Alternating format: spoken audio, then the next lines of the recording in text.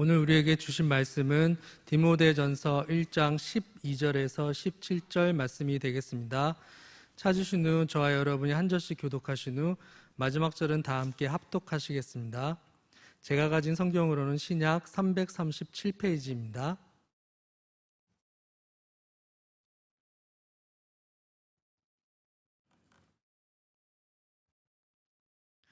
나를 능하게 하신 그리스도 예수 우리 주께 내가 감사함은 나를 충성되이 여겨 내게 직분을 맡기심이니 내가 전에는 비방자요 박해자요 폭행자였으나 도리어 긍휼을 입은 것은 내가 믿지 아니할 때에 알지 못하고 행하였습니다. 우리 주의 은혜가 그리스도 예수 안에 있는 믿음과 사랑과 함께 넘치도록 풍성하였도다. 믿보다 모든 사람이 받을 만한 이 말이여 그리스도 예수께서 죄인을 구원하시려고 세상에 임하셨다 하였도다. 죄인 중에 내가 괴순이라. 그러나 내가 긍휼을 입은 까닭은 예수 그리스도께서 내게 먼저 일체 오래 참으심을 보이사 후에 주를 믿어 영생 얻는 자들에게 본이 되게 하려 하심이라. 영원하신 왕, 곧 썩지 아니하고 보이지 아니하고 홀로 하나이신 하나님께 존귀와 영광이 영원 무궁하도록 있을지어다. 아멘. 이 복음을 위하여 그의 능력이 역사하시는 대로 내게 주신 하나님의 은혜의 선물을 따라 내가 일꾼이 되었노라. 아멘. 사랑하는 우리 성도님, 이 성전에서 또한 이 시간 모바일과 인터넷과 또 여러 초소에서 예배를 드리는 우리 귀한 성도님들, 하나님께서 주신 귀한 은혜의 선물을 따라 복음의 일꾼으로 또 오늘 하루도 살아가시기를 주의 이름으로 간절히 축복합니다. 저는 오늘 여러분들과 함께 반전의 은혜라는 그런 제목으로 함께 은혜를 나누고자 합니다. 우리가 영화를 보다 보면 어떤 사건이나 인물이 그 스토리가 전개되다가 갑자기 정반대의 그런 스토리로 전개되는 것을 보게 됩니다. 이것을 일컬어서 반전이라고 하죠. 어쩌면 우리의 인생도 이 반전의 인생이 종종 일어나기도 합니다. 정말 남 부러울 것 없이 많은 재산을 소유하고 또 부자로 살다가 어느 날 갑자기 사업의 부도를 맞아서 또 여러 가지 경제적인 어려움을 겪는 그런 반전이 일어나기도 합니다.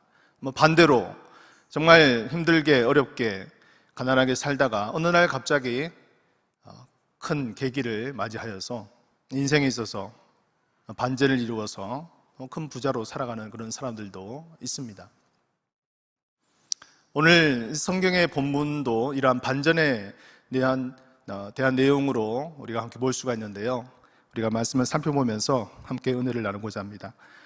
오늘 본문 이 디모데전서는 바로 바울의 참 아들로 여긴 젊은 목회자 디모데에게 바울이 편지를 쓰는 내용으로 이루어져 있습니다.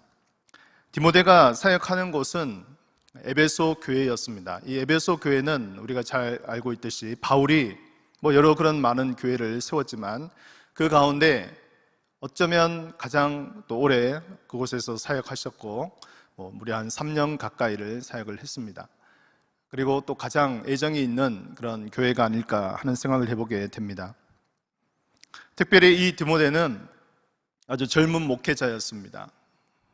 이 젊은 목회자가 이 에베소 교회를 섬기는 가운데 여러 가지 그런 많은 또 시행착오가 있었겠죠.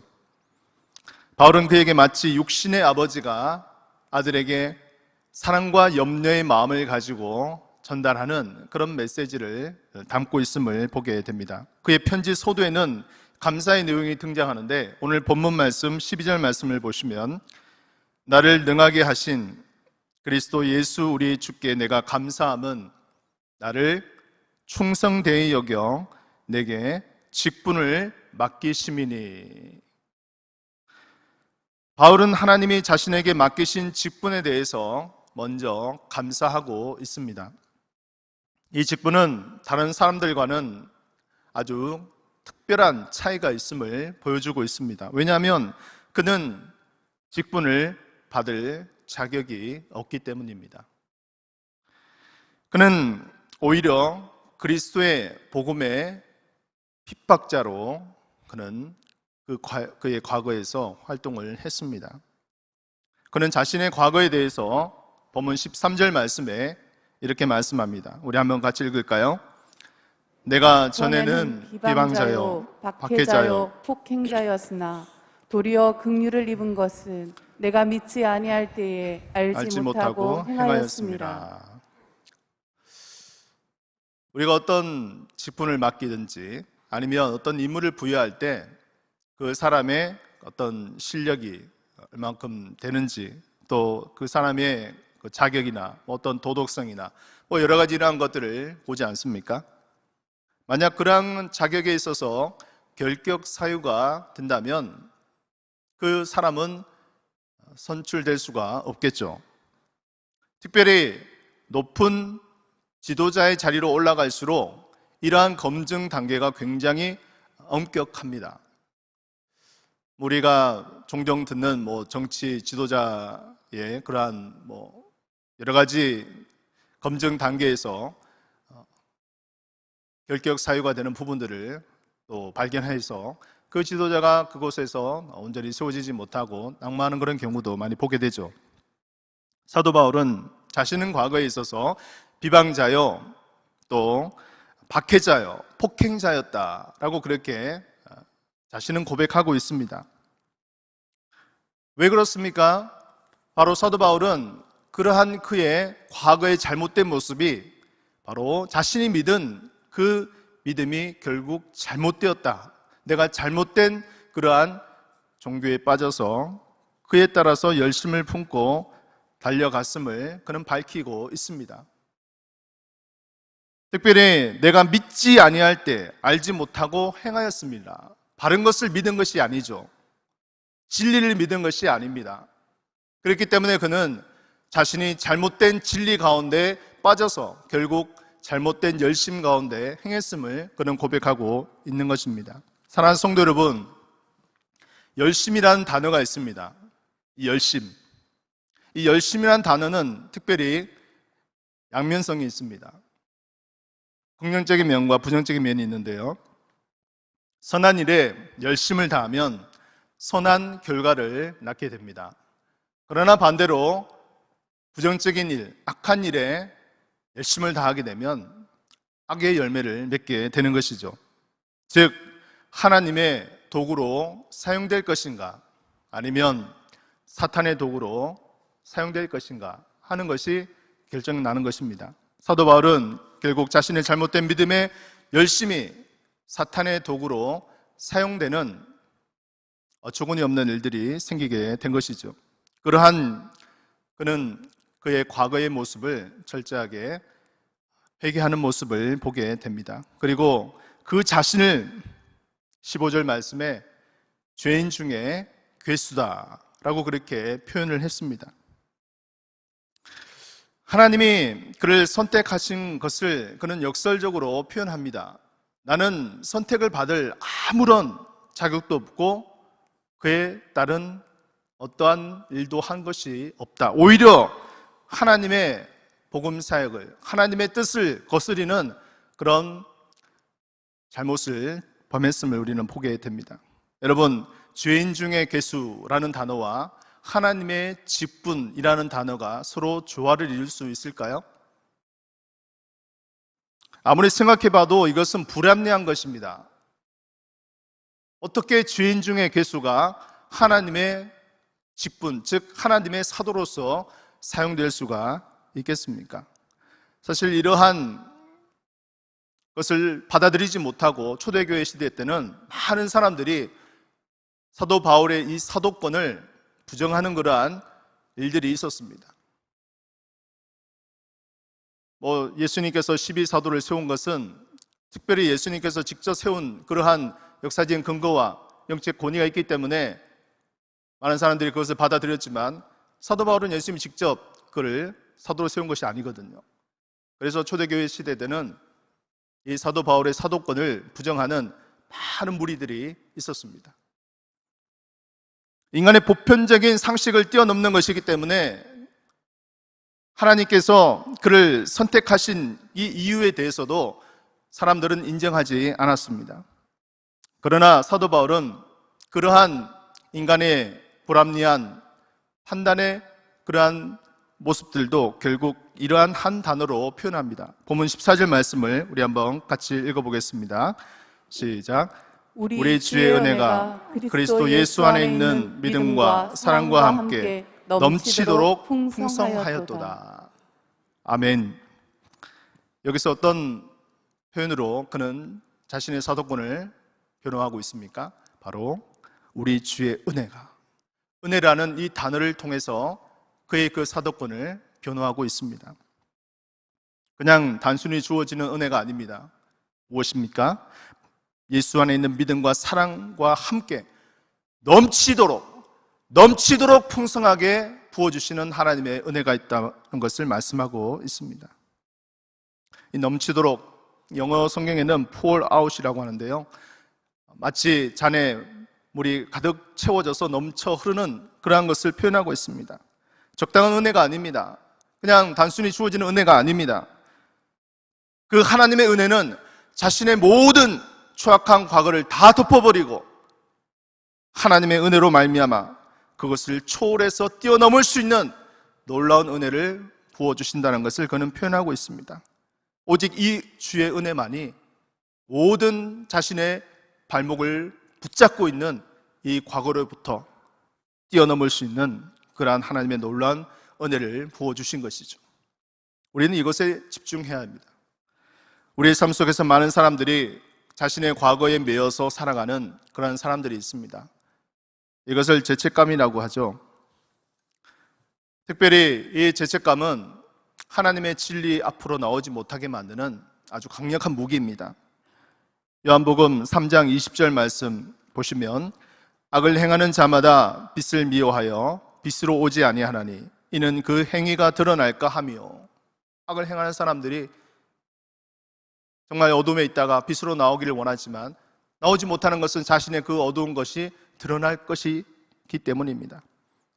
또한 요한복음 3장 19절 말씀에는 그 정죄는 이것이니 곧 빛이 세상에 왔으되 사람들이 자기 행위가 악함으로 빛보다 어둠을 더 사랑한 것이니라. 죄는 결국 하나님을 점점 멀어지게 만듭니다.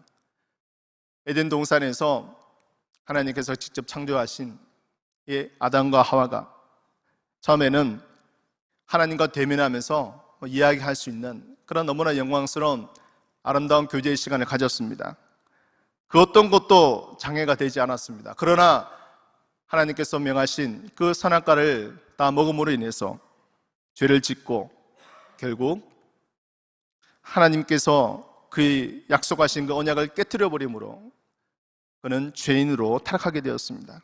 그에게는 수치심과 두려움으로 하나님의 낯을 피하는 모습을 보게 됩니다.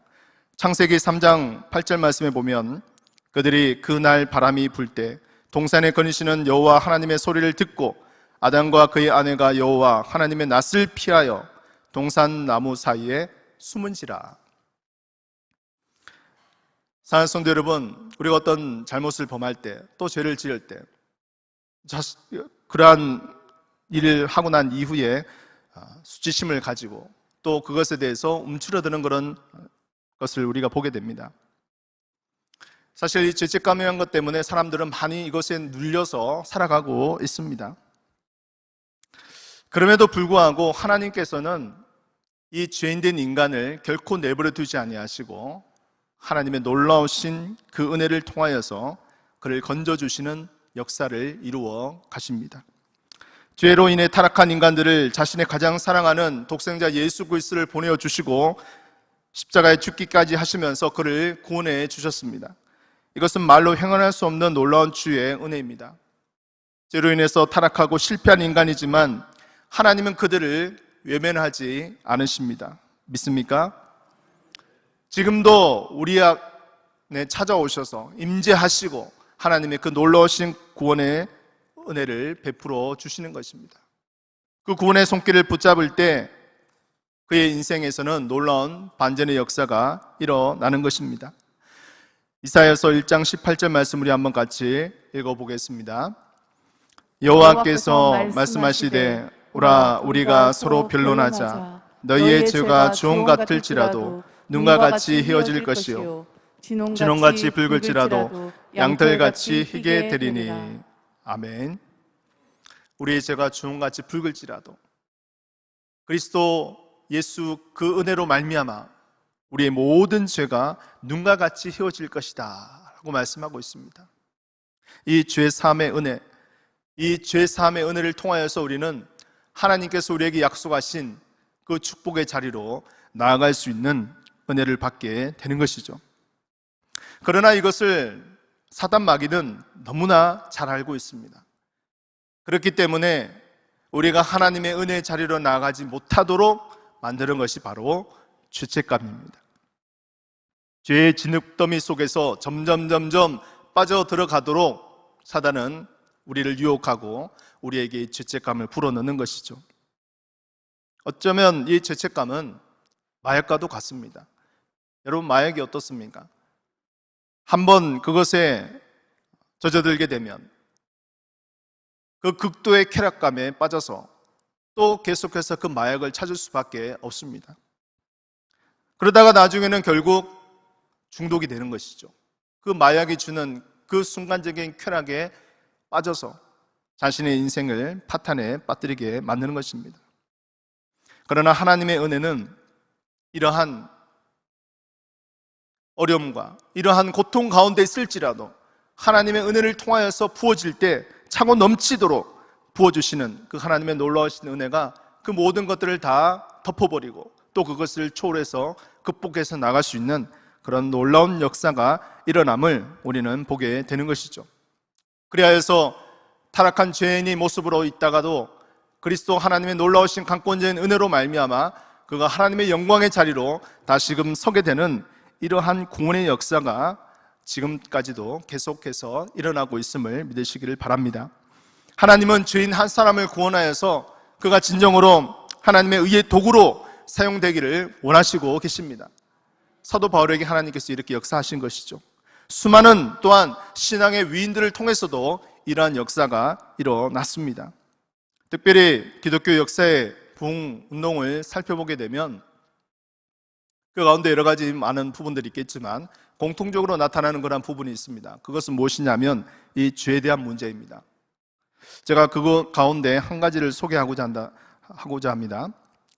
이반 로버츠라는 그러한 사람이 있습니다. 이 이반 로버츠라는 사람은요, 영국 웨일스 부흥운동의 주역이었습니다. 당시 영국이 죄로 인해서 얼룩지고 절망으로 뒤집혔을 때 한 젊은 청년에게 성령이 임했습니다. 그 청년은 바로 1904년 영국 그 웨일즈에서 사는 젊은 광부의 26살의 이반 로버츠라는 사람이었습니다. 이 젊은 광부 이반 로버츠는 그가 알고 있는 유일한 책은 성경이었습니다. 그는 성경을 붙들고 하나님께 기도를 했습니다. 주여 저에게 부흥을 주시옵소서. 그는 10년을 기도했습니다. 여러분, 부흥이라는 말을 우리가 많이 쓰잖아요, 그죠? 부흥을 주시옵소서.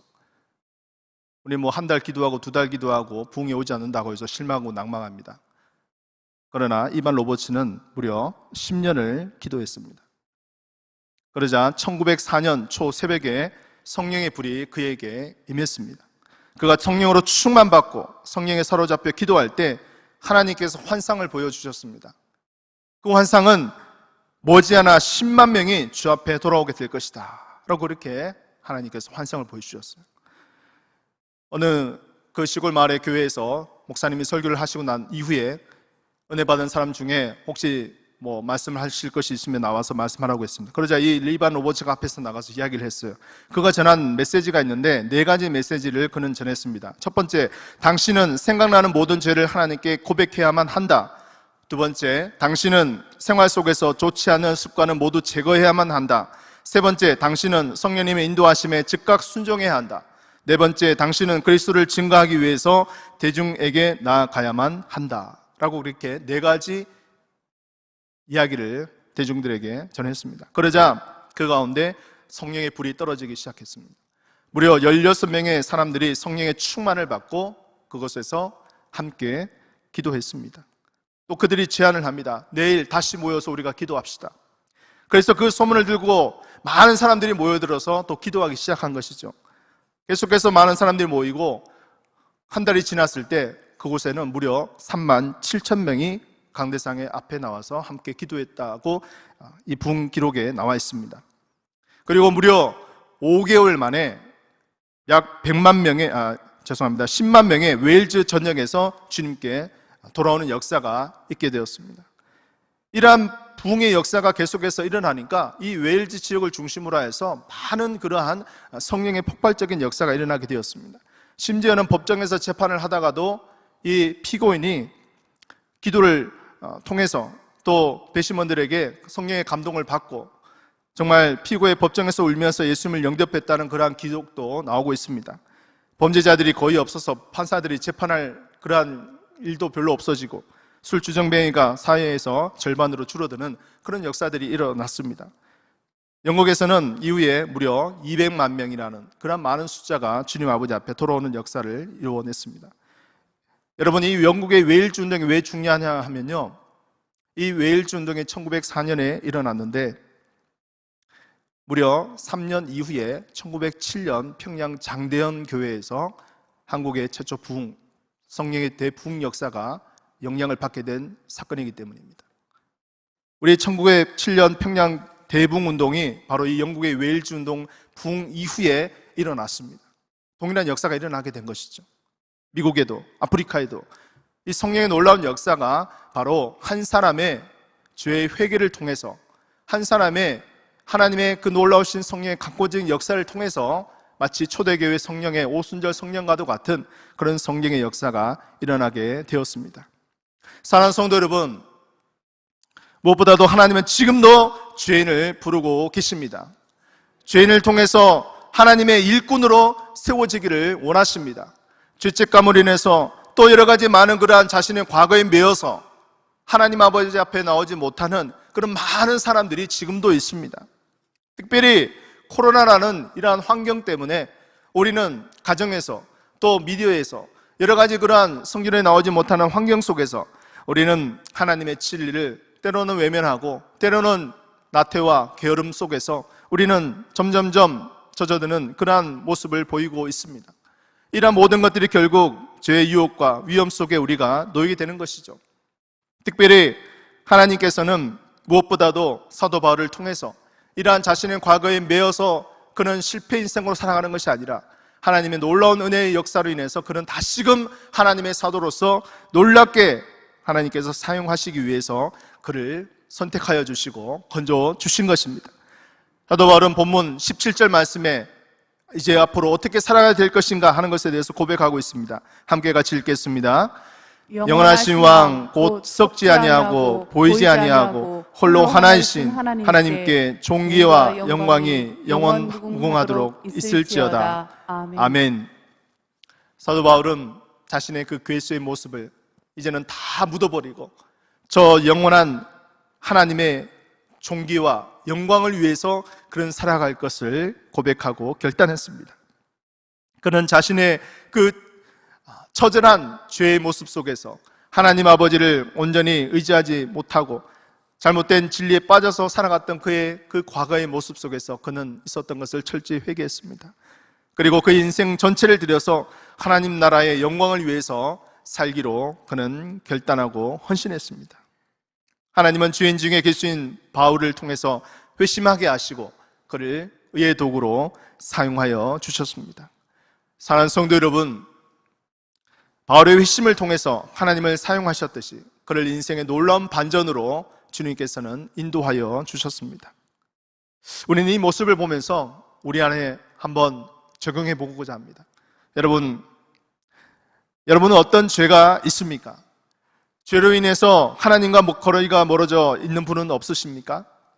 반복된 죄로 인해서 여전히 좌절과 체념 속에 있지는 않습니까?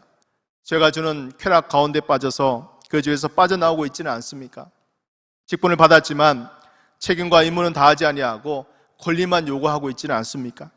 하나님의 영광보다 남들에게 인정받고 박수받기를 원하고 있지는 않습니까? 자신의 잘못은 돌아보지 아니하고 남을 정죄하고 비판하고 그렇게 하고 있지는 않습니까? 삶의 분주함 때문에 하나님의 사명을 외면하고 거부하고 살고 있지는 않습니까? 은혜를 가장한 죄의 방종 가운데 살고 있지는 않습니까? 우리는 무엇보다 하나님의 절대적인 은혜의 자리로 나아가야 될 줄로 믿습니다. 이 죄에 빠져서 또한 우리가 믿고는 있지만 여전히 우리는 자신의 그러한 현실 가운데서 타협하고 또한 하나님의 은혜를 때로는 망각하고 또 불순종하며 살아가는 우리의 모습을 우리가 보게 되는 것입니다. 이 죄와의 싸움은 여러분 한순간에 끝나는 것이 아닙니다. 어쩌면 우리는 저 무덤에 들어가는 그 순간까지 이 죄와의 싸움을 싸워 나가야 됩니다. 마지막 말씀을 우리 한번 읽고 같이 은혜를 위해서 또 말씀을 생각하며 기도하고자 합니다. 디모데전서 6장 12절 말씀 우리 한번 합독하도록 하겠습니다. 믿음의 선한 싸움을 싸우라. 영생을 취하라. 이를 위하여 내가 부르심을 받았고 많은 증인 앞에서 선한 증언을 하였도다. 아멘. 사랑하는 성도 여러분, 우리 앞에 놓여진 이 싸움은 결코 일회성의 싸움이 아닙니다. 우리 앞에 놓여진 또 우리 인생 가운데 우리 자신 안에 있는 이 죄와의 싸움 가운데 또 세상의 유혹과의 싸움 가운데 우리는 계속해서 믿음의 선한 싸움을 싸워 나가야 될 줄로 믿습니다. 특별히 이 코로나라는 이 환경 가운데 우리가 계속해서 믿음의 고군분투를 해야 되는 것이죠. 우리가 그것의 삶의 환경 속에서 주저앉아 있는 것이 아니라 더 하나님 아버지께서 우리에게 주시는 놀라우신 은혜로 우리가 충만할 수 있도록 하나님의 그 놀라우신 부흥의 역사가 또한 우리의 삶의 현 시대 가운데 다시금 일어나게 하여 주시옵시고 우리의 젊은 세대들 또 우리 다음 세대들 하나님 아버지께서 우리 시내가 푸른 나무 교회를 통해서 이 부흥의 주역으로 하나님 사용하여 주시옵소서.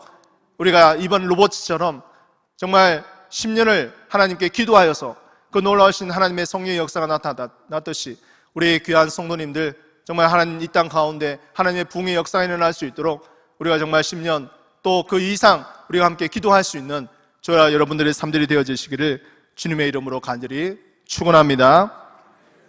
우리 함께 우리 말씀을 생각하시면서 기도하고자 합니다. 첫 번째는 하나님 아버지, 하나님의 부흥의 역사는 바로 죄 문제로 인해서 시작되었습니다. 나의 죄로 말미암아 아버지 하나님, 나의 과거의 죄로 말미암아 아버지 하나님 메어있는 우리 모습들을 하나님 아버지 앞에 회개합니다. 또 우리 교회가 이 땅 가운데 아버지 하나님 온전히 하나님의 빛과 소금의 역할을 감당하지 못하고 살아갔던 모습들이 있습니까? 우리가 우리의 모습을 회개합니다. 아버지 이 나라와 이 민족의 죄악을 놓고 하나님 아버지 앞에 회개합니다. 회개의 운동이 아버지의 부흥의 역사의 시초가 되었음을 우리가 생각합니다. 아버지 하나님 우리가 기도하게 하여 주시옵소서. 두 번째는 아버지 하나님 우리의 젊은 세대들과 다음 세대들이 아버지 하나님의 부흥의 주역으로 사용되게 하여 주시옵소서. 이들이 아버지 하나님의 진정으로 하나님의 아버지의 그 놀라우신 은혜를 충만히 받아 이들이 하나님의 도구로 사용되어질 수 있도록 인도하여 주시옵소서. 우리 마지막 세 번째는 담임 목사님과 또 우리 시내가 푸른 나무교회 모든 교육자들과 또 아버지 하나님 모든 성도님들이 이 부흥의 주역으로 사용될 수 있도록 아버지 하나님 아버지 앞에 기도하며 나아가게 하여 주시옵소서. 우리 시간 두 손 들고 우리 주여 세 번 부르고 통성으로 기도하고 자유롭게 하겠습니다. 주여 주여 주여. 아버지 하나님, 주님 아버지 앞에 간절히 기도하고 원합나이다. 하나님 아버지 앞에 온전히 주님 간절히 기도하며 아버지 하나님이 여친 핍박자요 폭행자요 박해자였던 사도 바울을 아버지 하나님께서 아버지